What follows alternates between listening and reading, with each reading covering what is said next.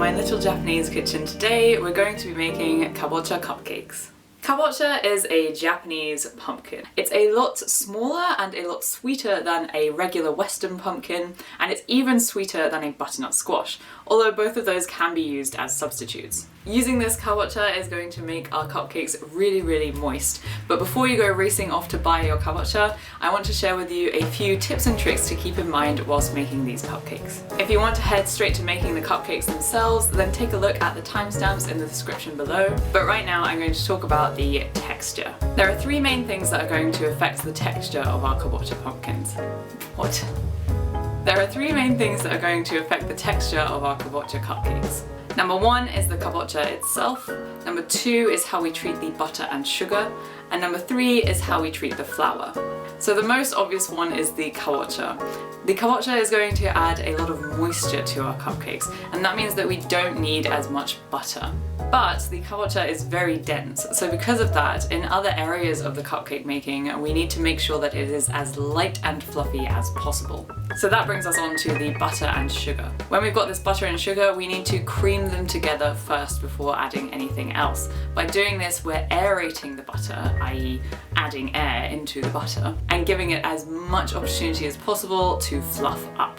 And this is the same with our flour. When we made the matcha cookies, then I mentioned that over-mixing the flour can lead to cakey cookies. But when you over-mix flour in cakes, it can actually make them a bit denser. So to avoid over-mixing the flour, we mix together all of the wet ingredients first and we add the flour and dry ingredients at the end. That way we're giving it minimal mixing time and we're not hardening or developing the gluten too much. Now onto the flavour. Again, there are three things that I want to talk about regarding the flavour, and that is the use of almond flour, salt, and my secret ingredient. So we're going to be using a little bit of almond flour, and this is basically just to give our kabocha cupcakes a little bit of a nutty flavour. However, if you are allergic, then you can just replace this with normal flour. Then for the salt, we're going to be using salt to bring out the flavours. Please do not omit the salt or I'm going to be so angry. Salt is so important to bringing out the flavours of everything and giving it a slightly more three-dimensional flavour. Especially with this kabocha, kabocha doesn't have much of a strong flavour when it's baked like this, so we want to give it as much opportunity as possible to let those flavours shine. And finally is my secret ingredients, which is not so secret anymore, which is orange juice and zest. We're not trying to make these cupcakes taste orangey, but by adding a little bit of orange juice and zest, it's just going to brighten up those flavours. And this, in addition to all our steps to make the cupcakes light and fluffy, is going to give the cupcakes an overall lighter feel. And finally, I just want to talk a little bit about the icing. I experimented a lot with this icing and I tried a buttercream with a little bit of kabocha, a buttercream with too much kabocha, and finally I landed on this very kabocha-y icing. The icing that we're going to be using is just kabocha and icing sugar with a little bit of cream to soften it up and some spices. This is going to give the icing that signature pumpkin colour and flavour. We don't get much of the kabocha flavour out of the cupcakes themselves, so we're going to bring that out in the icing. Having said that, I did prefer my buttercream with a little bit of kabocha in it, so I'm going to put the recipe for that down below if you want to give that a try instead. However, that one is a lot more yellow and overall you don't get the super kabocha flavours from that one. So keeping all of those tips in mind, let's take a look at what we need to make these kabocha cupcakes. For these kabocha cupcakes, we need 200 grams of pureed Japanese pumpkin. This means about a third to a half of a kabocha. And these cakes would be nothing without those spices. And for this very pumpkin-y icing, we'll need 250 grams of pureed kabocha. This is about a quarter or a sixth of a kabocha. So before we get started, I'm just going to tie up my hair and put on my apron. This apron is kind of hilarious. It's my boyfriend's and it's like this really cheesy I love boobies apron. It came from the Galapagos and it's a pun on the blue-footed boobies, which is a type of bird. That's enough about my apron. First up, let's just de-seed this pumpkin. Then we're going to boil our kabocha. The reason that we do this is so that we can soften it so that we can then blend it up. You can also do this in the microwave, but when I have such a big chunk of pumpkin like this, then I prefer to boil it to get a more even softening. Then, because this one is pretty big, I'm just going to turn it over about halfway through so that the other side also gets nice and soft too.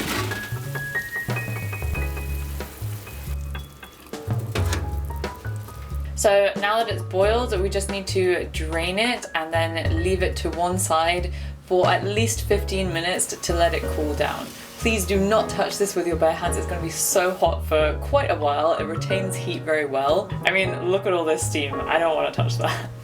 So now that my kabocha doesn't hurt me when I touch it, then we're going to cut off the skin.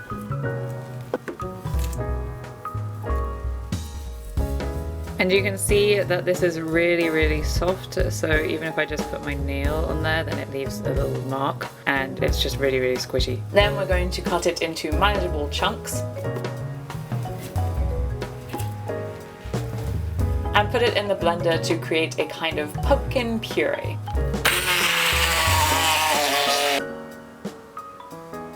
Now that we've got our pumpkin nice and smooth, we're going to move on to the batter. We're going to start with the butter. I start off just by creaming the butter a little bit with a fork.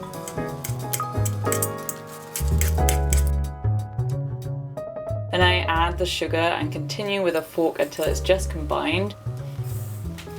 As I said at the beginning, this part is important for getting our cakes light and fluffy. And then I use my electric hand mix.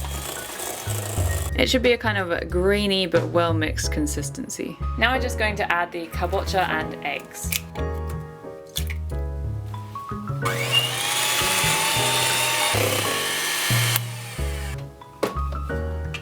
Oh, and don't forget your squeeze of orange. Then once we've added those, we're going to mix the flour and dry ingredients separately and then add that in 2 batches and stir it.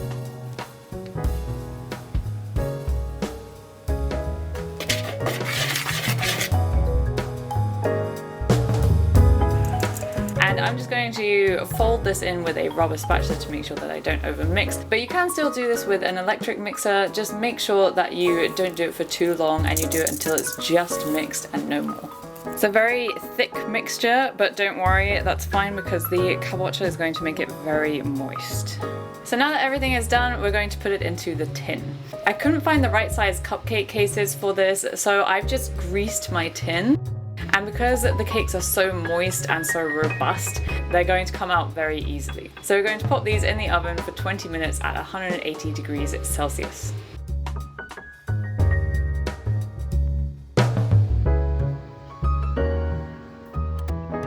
In the end, they still ended up having a bit of a funny little dome, like this.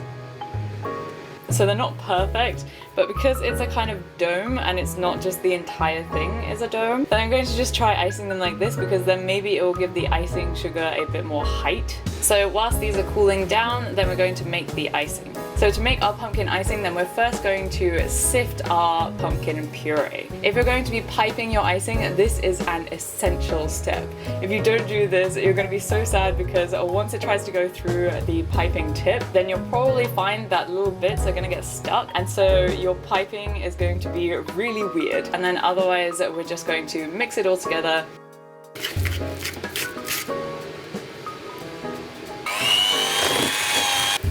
Then put it in a piping bag.